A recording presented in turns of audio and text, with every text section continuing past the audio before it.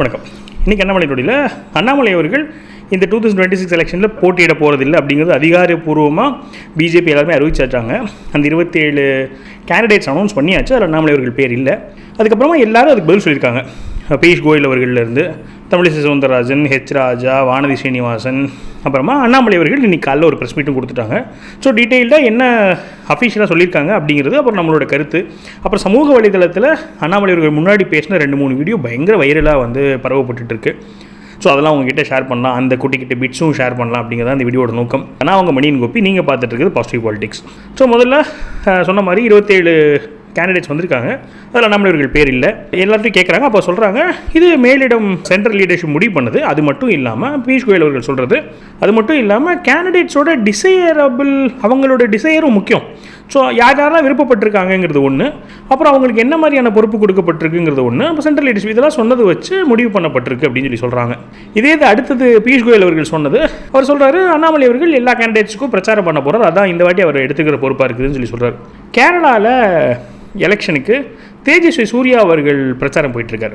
அப்போது தேஜஸ்வி சூர்யா அவர்கள்கிட்ட கேட்குறாங்க, அண்ணாமலை அவர்கள் வந்து இந்த மாதிரி போட்டியிடலையே, அவர் ஓரங்கட்டப்படுறாங்கிற மாதிரி அவர்கிட்ட கேரளாவில் போய் கேட்குறாங்க. கர்நாடகா எம்பி கிட்ட கேரளாவில் வச்சு அண்ணாமலை அவர்கள் பற்றி கேட்குறாங்க. அப்போ அவர் சொல்கிறாரு, அண்ணாமலை அவர்கள் தமிழ்நாட்டில் மட்டும் பாப்புலர் கிடையாது, அவர் ஆல் ஓவர் இந்தியாவிலேயே one of the most popular leaders of BJP. அவருக்கு அவ்வளோ ஒரு பெரிய ஃபாலோயிங் இருக்குது. மக்கள் அவர் மேலே அவ்வளோ ஒரு ட்ரஸ்ட் வச்சுருக்காங்க, நம்பிக்கை வச்சுருக்காங்க. பாண்டிச்சேரி போயிருக்கிறது, என்ன கூட்டம் பாண்டிச்சேரியில், அவருக்கு என்ன அளவுக்கு அவருக்கு வந்து ஒரு ஃபாலோயிங் இருக்குது, மரியாதை இருக்குது.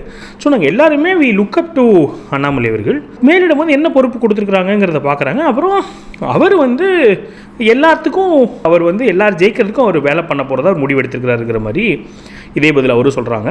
அப்புறம் நம்ம லோக்கலில் இருக்க லீடர்ஸ்லாம் கேட்கும்போது அவங்கெல்லாம் சொல்கிறாங்க, எங்களுக்கு விருப்பம் அதெல்லாம் ஒரு பக்கம், ஆனால் சென்ட்ரல் இஷ்யூ முடிவெடுத்துக்காங்க, என்ன பொறுப்பு கொடுக்காங்க. இதே தான் ஃபார்மேட். இந்த ஃபார்மேட்டில் எல்லோரும் பதில் சொல்கிறாங்கன்னு வச்சுக்கோங்களேன். நான் தேஜஸ்வி சூர்யா அவர்கள் பேசினதை நான் உங்களுக்கு வீடியோவாக கடைசியில் ப்ளே பண்ணுறேன். இப்போ அண்ணாமலை அவர்கள் ப்ரெஸ் மீட்டில் அண்ணாமலை அவர்கள்ட்ட கேட்குறாங்க, இந்த மாதிரி நீங்கள் ஏன் வந்து போட்டியில் உங்கள் ஆதரவாளர்கள் நிறைய பேர் வந்து வருத்தமாக இருக்கிறாங்களே, அவங்களுக்கு என்ன சொல்கிறீங்கன்னு கேட்குறாங்க. அப்போது அவர் சொல்கிறாரு, இந்த மாதிரி அவங்க என் மேலே அன்பு வச்சுக்கும், எப்பவுமே அன்பு வச்சுருப்பாங்க அப்படிங்கிறார். எனக்கு அது ரொம்ப பிடிச்சிருச்சு. அதாவது என்னென்னா, ஒரு கரெக்டான ஒரு அண்டர்ஸ்டாண்டிங் இருக்கும்போது அந்த மாதிரியான கான்ஃபிடென்ட்டான பதில் சொல்ல முடியும். திமிர் கிடையாது, ஒரு புரிதல். அவர் சொல்கிறார், என் மேலே அன்பு வச்சுக்கும், அன்பு வச்சுருப்பாங்க எப்போவுமே. இந்த வாட்டி நான் என்ன முடிவு பண்ணிட்டேன்னு சொன்னால், நான் எலெக்ஷன் நிற்கக்கூடாது முதலே முடிவு பண்ணிட்டேன்.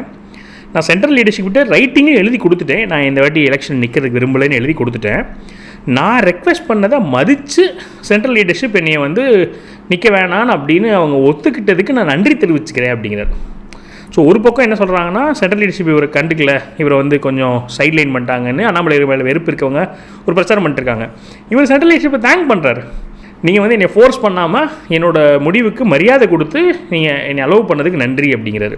அப்புறம் சொல்கிறாரு, நிறைய பொருளெல்லாம் போயிட்டுருக்கு, அதனால் நான் வந்து விளக்கம் கொடுக்குறேன் அப்படின்னு சொல்லிட்டு, நான் ஸ்டேட்லேருந்து கேண்டிடேட்ஸ் லிஸ்ட் அனுப்புகிறாங்களோ அந்த லிஸ்ட்லேயே என் பேர் இல்லை, ஏன்னா நான் அப்போயே விருப்பம் இல்லைன்னு சொல்லிட்டேன். அப்போ லிஸ்ட்லேயே இல்லாத பேரை வச்சு இவங்க என்ன பண்ணிட்டு இருக்காங்கன்னா, ஆளுக்கு பொருளை பேசிகிட்டு இருக்காங்க அப்படிங்கிறாரு. இன்னொரு முக்கியமான பாயிண்ட் சொன்னார். என்ன சொன்னார்னா, 2024 நான் நிறையா கேண்டிடேட்ஸை வந்து நான் ப்ரெஷர் பண்ணி கண்டிப்பாக நீங்கள் நிற்கணும்னு ரெக்வஸ்ட் பண்ணி என்னுடைய தூண்டுதலின் பேரில் அவங்க வந்து போட்டிக்கிட்டாங்க. உதாரணத்துக்கு ஓபிஎஸ் அவர்கள் இப்போ வந்து அவர் திமுகவில் இருக்கலாம், பட் ஓபிஎஸ் அவர்கள் நான் வந்து கேட்டுக்கிட்டேங்கிறதுனால அவர் வந்து எலெக்ஷனில் நின்னார். டிடிவி தினகரன் அவர்கள் நான் சொன்னேங்கிறதுக்காக அவங்க வந்து என்ன பண்ணாங்கன்னா எலெக்ஷன் நின்னாங்க. ஆனால் என்னால் அவங்களுக்கு போய் பிரச்சாரம் பண்ண முடியல. ஓபிஎஸ் டிடிவி அவர்களாக 1 hour 1/2 hour தான் என்னால் பிரச்சனையே பண்ண முடிஞ்சுது. அது எனக்கு உறுத்தலாகவே இருந்துட்டு இருந்துச்சு. சார், நம்ம சொல்லி தானே அவங்க நின்னாங்க, நம்ம வந்து அவங்களுக்கு போய் வாக்கு சேகரிக்க முடியல, ரொம்ப நேரம் டைம் ஸ்பெண்ட் பண்ண முடியல, வருத்தமாக இருந்தது. அந்த இது இந்த வாட்டி இருக்காது. இந்த வாட்டி நான் எல்லா கேண்டிடேட்ஸ்க்கும் போயிட்டு நான் பிரச்சாரம் பண்ணலான் இருக்கேன் அப்படிங்கிறது எனக்கு வந்து ரொம்ப ரிலேட் பண்ணிக்க முடிஞ்சுது. அந்த எத்திக்ஸை நானும் ரொம்ப கில்ட்டியாக ஃபீல் பண்ணக்கூடிய ஒரு நபர்னு வச்சுக்கோங்களேன். தப்பு பண்ணிட்டோன்னு சொன்னால் அது எனக்கு உறுத்திட்டே இருக்கும், நான் அது மனசில் இருந்துகிட்டே இருக்கும். அந்த மாதிரி அவர் வந்து 2 வருஷத்துக்கு அப்புறமா அவருக்கு நம்ம சொல்லி, இது வந்து தார்மீக மனசில் உள்ளது தானே. ஸோ நம்ம சொல்லி அவங்க நின்னாங்க, ஆனால் நம்ம வந்து அவங்களுக்கு நம்மளோட முழுசை கொடுக்க முடியலையேன்ற ஒரு உறுத்தல் இருக்குதுன்னு இப்போ சொல்கிறார். ஸோ எனக்கு வந்து ரொம்ப சந்தோஷமாக இருந்துச்சு. அதுக்கப்புறமா இந்த எலெக்ஷன் நிற்காததை பொறுத்த வரைக்கும் நிறைய பேர் நம்ம சேனல்லையும் நிறைய பேர் சொல்லியிருப்போம், அவர் நிற்காமல் இருக்கிறதா பெட்டர் அப்படின்னு சொல்லிட்டுலாம். எனக்கு வந்து அது பெரிய இன்டிஃபரெண்ட்டாக தான் இருந்தேன். எனக்கு நின்னாலும் ஹாப்பி தான், நிற்கலைனாலும் ஹாப்பி தாங்கிற மைண்ட் செட்டில் தான் நான் இருந்தேன். ஆனால் இது வந்து இன்னொரு தடவை என்ன பண்ணுதுன்னு சொன்னால், அவர் சொல்கிறதுக்கும் செய்கிறதுக்கும் எவ்வளோ தூரம் நெருக்கமாக இருக்க முடியுமோ அவ்வளோ தூரம் நெருக்கமாக இருக்க ட்ரை பண்ணுறாருங்கிறது புரிஞ்சிக்க முடியுது. ஏன்னா இந்த காலகட்டத்தில் அரசியலில் நீங்கள் 100 பொலிட்டிஷியன்ஸ் எடுத்துட்டிங்கன்னா 99 பேர் சீட்டு வேணும்னு ஆசைப்பட்றாங்க. அதுலேயும் பர்டிகுலர்லி டிஎன்பிஜேபியில் ஏடிஎம்கே கூட்டணியில் சீட் வேணும்னு ரொம்ப ஆசைப்படுறாங்க. ஏன்னா இன்னும் கொஞ்சம் சுலபமாக ஜெயிக்க முடியும்னு சொல்லிட்டு. அப்படி எல்லாரும் ஆப்போசிட் டைரக்ஷனில் போயிட்டு இருக்கும்போது ஏடிஎம்கே கூட்டணியில் சீட்டு வேணும் அப்படின்னு அந்த பக்கம் போயிட்டு இருக்கும்போது இவர் இந்த பக்கம் வந்து எனக்கு ஏடிஎம்கே கூட்டணியில் சீட்டு வேண்டாம் நிற்கலன்னு சொல்கிறது வந்து ரேர் குவாலிட்டி, ரேர் ட்ரீட். நீங்கள் பொலிட்டிஷியன்ஸில் இப்போலாம் இருக்கிற பொலிட்டிஷியன்ஸில் பார்க்கவே முடியாது. இது என்ன சொல்லலாம், இவங்க வந்து 1008 இவங்க பின்னாடி கதை சொல்லிக்கலாம். பட் அப்படி ஒரு ஸ்டாண்ட் எடுத்துக்கிறாரு. இது இன்றைக்கினே தெரிந்ததும் இல்லை, முன்னாடி அவர் பேசினது. அந்த வீடியோ தான் வந்து இப்போ வைரலாக போயிட்டுருக்கு. ஏர்போர்ட்டில் வச்சு ப்ரெஸ் மீட்டில் சொல்கிறாரு, நான் ஐபிஎஸ் விட்டுட்டு வந்தது என் பேருக்கு பின்னாடி எம்எல்ஏன்னு ஒன்றோ எம்பின்னு ஒன்றோ போட்டுக்கிறதுக்காக நான் வரல, சிஎம் பட்டம் போடுறதுக்கு கூட நான் வரல, என்னோட தகுதியானவங்க நிறைய பேர் இருக்கிறாங்க, என்னோட நோக்கம் வந்து தமிழ்நாட்டில் பிஜேபி வளர்க்குறது தான் என்னுடைய நோக்கமாக இருக்குது, அதுக்கு தான் வந்திருக்கேன் அப்படிங்கிறது. அப்போ என்னென்னா லாங் டேர்ம் ஆசை, தமிழ்நாட்டோட அரசியலை சுத்தம் பண்ணணுன்றதுக்காக வந்திருக்கேன், எனக்கு பேர் சம்பாதிக்கணுன்றதுக்காக அதுக்காக நான் வரல அப்படிங்கிறாரு. சேம் டைம் இன்னொன்று சொல்லிடுறாரு, இது வந்து என்னென்னா அந்த இண்டிவிஜுவல் சென்ட்ரிக் இல்லைன்னு சொல்கிறாரு இல்லையா, அதே சேம் டைம் அந்த லீடர்ஷிப் குவாலிட்டி எப்போ வருதுன்னு சொன்னால், அதே போல் நான் வந்து டெல்லியில் சொன்னாங்கன்னு சொல்லிட்டு தலையாட்டிக்கிட்டு இங்கே மேனேஜர் மாதிரி இருக்கிறதுக்கு நான் வரல, நான் வந்து சுமூகமாக பேசி கூட்டணிக்கு வந்து இப்போ குழஞ்சி பேசி அதுக்காக நான் வரல. அப்படி ஒருவேளை அவங்களுக்கு தேவைப்படுச்சு என்னையை விளக்கிட்டு யார் அவங்களுக்கு வந்து சுபாவமாக இருந்து அனுகூலமாக இருப்பாங்களோ அவங்கள வச்சு அவங்க வேலை பார்த்துக்கிட்டோம். அப்போ இது ரெண்டும் வந்து கரெக்டான பேலன்ஸ். சுயநலம் கிடையாதுங்கிறது ஒன்று, அதே சமயத்தில் சுய மரியாதையோடு இருக்கிறது ஒன்று. இந்த ரெண்டு தான் நிறைய இடத்துல கன்ஃபியூஸ் ஆயிடுது. அதாவது என்னென்னா சுயநலமாக இருக்கிறதும் சுயமரியாதையும் கொஞ்சம் கான்ஃப்ளிக்ட் இருக்குது. அவர் வந்து அதை கொஞ்சம் கரெக்டாக பேலன்ஸ் மெயின்டைன் பண்ணுறாருன்றது பார்க்க முடியுது. ஏன்னா இப்போ திருப்பி ஏடிஎம்கே அலையன்ஸ் கூட சேரும்போது சுயமரியாதை விடுற மாதிரி தான். ஏன்னா எல்லோரும் என்ன போட்டு காமிக்கிறாங்க, இந்த மாதிரி நீங்கள் தற்கூரின்னு சொன்னீங்களே இபிஎஸ்ஐ, இப்போ போய் இபிஎஸ் அவர்களை சிஎம் ஆக்கணும்னு சொல்கிறீங்களே, இப்படிலாம் நிறைய போட்டு காமிக்கிறாங்களே. அப்போ இந்த இடத்துல என்ன ஆகுது, சுயமரியாதைக்கு ஒரு அடி விழுகுது. சேம் டைம் அந்த சுயமரியாதை அடி எப்போ ஜாஸ்தியாக விழுன்னு சொன்னால் சுயநலம் கலந்து இருந்துச்சுன்னா அது கரெக்டாக மாறி, அதாவது உண்மைதான் அவங்க சுயமரியாதை இல்லைன்ற மாதிரி ஆகிடுது. அவர் என்ன பண்ணிடுறார், சேம் டைம் இங்கே நான் ஒரு காம்ப்ரமைஸ் பண்ணணுமா, அப்படி பண்ண வேண்டிய டயத்தில் தலைவர் பதவியிலையும் இல்லை சீட்லேயும் நான் நிற்கலை. இப்போ என்ன ஆயிடுதுன்னு கேட்டிங்கன்னா, இது வந்து சுயமரியாதை இழக்கிறது கிடையாது, நான் ஒரு பெரிய பிக்கர் விஷனுக்கு பிக்கர் காஸ்க்காக தமிழ்நாடோட நலனுக்காக நான் என்ன பண்ணுறேன், நான் காம்ப்ரமைஸ் பண்ணுறேன். அப்போ இங்கே என்ன பண்ணுறாரு, நான் சுயநலமாக நான் என் கௌரவம் தான் முக்கியம், என் மரியாதை முக்கியம், என்னாலாம் வந்து அவர் சிஎம் ஏற்றுக்க முடியாதுன்னு சொல்லி ரிவால்ட் பண்ணல. அப்போ அந்த இடத்துல என்ன பண்ணுறாரு, செல்ஃபிஷ்னஸை காம்ப்ரமைஸ் பண்ணுறாரு. அதே சமயத்தில் சுயமரியாதை எப்படி பாதுகாக்கிறாரு, எனக்கு சீட்டு வேணான்னு சொல்லிட்டு சுயமரியாதை பாதுகாக்கிறாரு.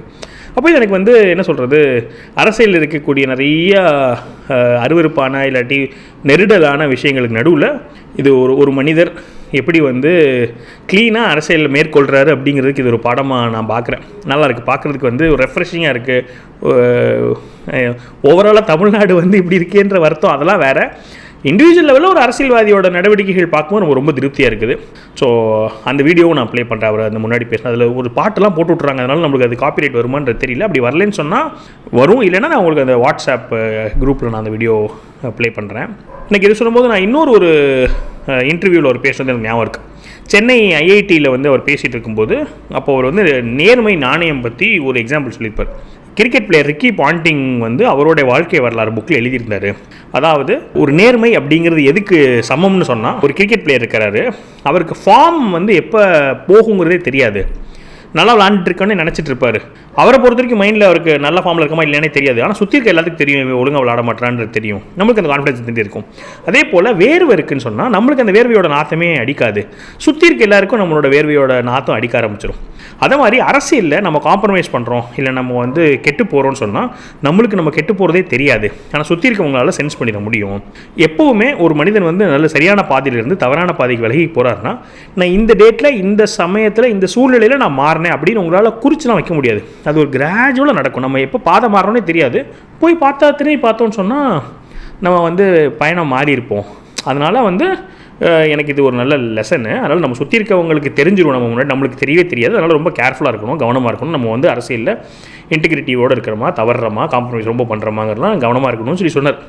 அப்போ நம்மளுக்கு தாட் இப்போ கான்ஷியஸாகவே இருந்துட்டு இருக்காரு அப்படின்னு சொல்லிட்டு, அப்புறம் இந்த மாதிரி நிறைய சொல்லுவார் இல்லையா, எனக்கு பதவி மேலே பொறுப்பு இல்லை, பதவி மேலே ஆசை இல்லை, பதவி வந்து வெங்காயம் மாதிரி சொல்லிகிட்டே இருப்பார் இல்லையா. அதை வந்து ஃபர்ஸ்ட் டைம் நேரில் அவர் சொன்னதை செயல்படுத்துறது இப்போ நம்மளால் பார்க்க முடியுது. அப்போது இதை பார்க்கும்போது ஒரு சந்தோஷம். சரி, அதை வந்து உங்களுக்கு எல்லாத்துக்கூடையும் நான் என்ன நினைக்கிறேன், என்ன நடந்துகிட்ருக்குங்கிறத ஷேர் பண்ணலாம் அப்படின்னு நினச்சேன். ஸோ நீங்களும் என்ன நினச்சிங்க, என்னோடய தாட்டும் உங்களோட தாட்டும் அலைண்டாக இருக்குதா, இல்லை உங்களுக்கு வேறு ஏதாவது மாற்று கருத்து இருக்கா, அதை வந்து கமெண்ட் பண்ணுங்கள். மேலும் ஒரு பாசிட்டிவ் பாலிசி வீடியோவில் சந்திக்கிறேன். வணக்கம். Malai is the most popular leader of the Bharatiya Janata Party not just in Tamil Nadu, but he commands a large following all over the country. Annamalai has been given the responsibility of campaigning for all the candidates in Tamil Nadu.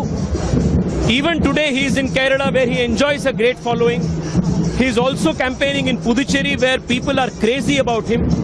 I am extremely confident that Annamalai's popularity and his campaign all across Tamil Nadu will translate into victory for the BJP candidates all across the state. Like a popular leader like Annamalai should contest in elections, right, sir?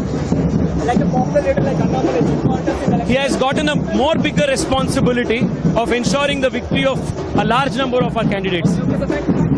நான் இருக்கும் வரை ஒரு சூர் மாத்திக்க மாட்டேன். காரணம் இது பதவிக்காக இந்த உடம்பு இங்க வரல. இந்த ரத்தம் என்பது ஒரு எம்எல்ஏ எம்பியை வாங்கி பேருக்கு பின்னாடி எம்பி எம்எல்ஏ போட்டுக்கலாம். ஐபிஎஸ் இருந்ததே தூக்கி வீசிட்டு வந்தால் நான், அதனால இந்த எம்பி எம்எல்ஏ போட்டு என் பேரை அழகுபடுத்திக்கலாம், அதுக்கு இங்க வரல. சிஎம்னு ஒரு வார்த்தையை போட்டுக்கலாமா, அதுக்கும் வரல. என்னை விட தகுதியானவர்கள் 1000 பேர் இந்த ஊர்ல இருக்காங்க. நான் இங்கே வந்திருப்பது பாரதிய ஜனதா கட்சி ஆட்சி கட்டளை அமர வைக்க வேண்டும் என்பதற்காக வந்திருக்கின்றேன். அதற்கு எவ்வளவு பெரிய சவாலை நான் பார்த்துக்கிறேன். அதனால இந்த முதுகுல இன்னும் இடம் இருக்கு, நிறைய குத்துங்க. 2 பேர் குத்திட்டு போயிட்டா, 3 பேர் குத்திட்டு போயிட்டா இந்த முதுகு எதையும் தாங்கும். கத்தி பெரிய கத்தியா வச்சு குத்துங்க, சின்ன சின்ன கத்தியெல்லாம் குத்திங்கன்னா கொசு கடிக்கிற மாதிரி இருக்கும். அதனால நான் இப்படித்தான், யாருக்கு என்னை மாத்திக்க மாட்டேன்.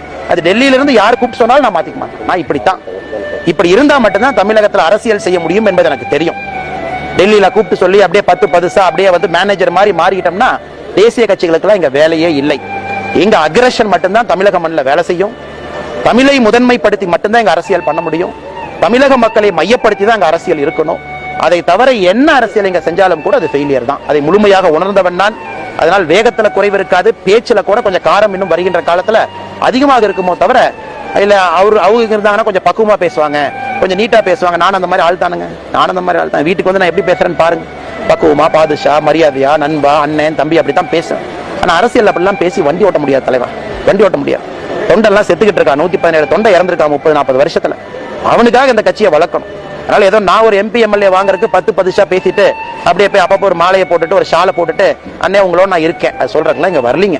அது எல்லாத்துக்குமே நான் புரியும்படி தெளிவா சொல்லிக்கிறேன். ஏன் அரசியல் இப்படித்தான் இருக்கும். வேண்டாம் என்னை ஒதுக்கிட்டு அரசியல் பண்ணுங்க. நான் இருக்கும் வரை 1% என் பேச்சு மாறாது, பாடி லாங்குவேஜ் மாறாது, என்னோட எண்ணங்கள் மாறாது.